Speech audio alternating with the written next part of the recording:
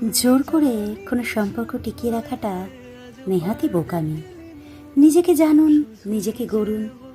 নীরবতা হোক আপনার শক্তির সবচেয়ে ধারালো অস্ত্র।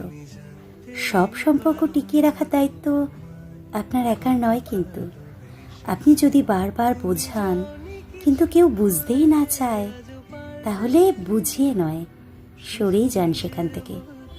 যেখানে সম্মান নেই, ভালোবাসা থাকার ভান করে সেখানে একটুও লাভ নেই। মূল্যায়নহীন জায়গা থেকে বের হয়ে আসাই আত্মসম্মানের প্রথম ধাপ। ঈগল কখনো মৃত প্রাণী খায় না। সিংহ ক্ষুধার্ত হলেও শিকার নিজেই করে, কারণ তাদের আত্মমর্যাদা, ভরসা এবং মানসিক দৃঢ়তা সবসময়ই অন্যরকম।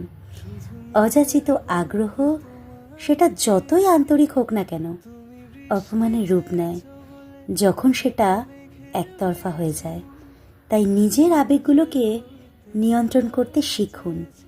আপনার কথা যদি কেউ শুধু বকবক হিসেবে নেয়, তবে আপনি নীরব হয়ে যান, কারণ গভীরতা কখনো চিৎকার করে না।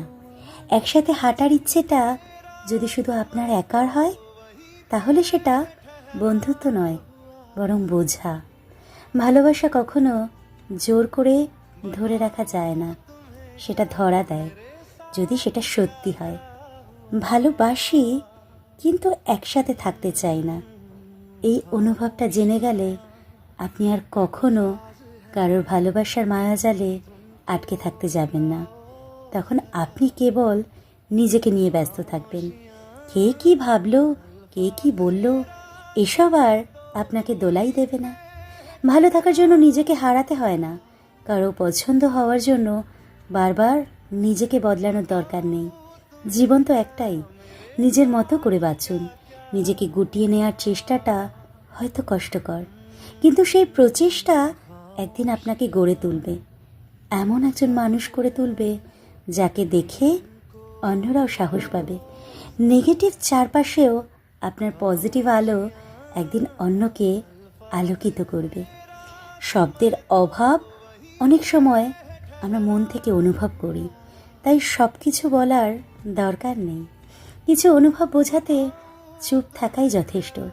নিজেকে হারিয়ে ফেলবেন না প্লিজ। হেরে গিয়েও আবার উঠে দাঁড়াতে শিখুন, কারণ এই উঠে দাঁড়ানোতেই আছে আপনার আসল শক্তি।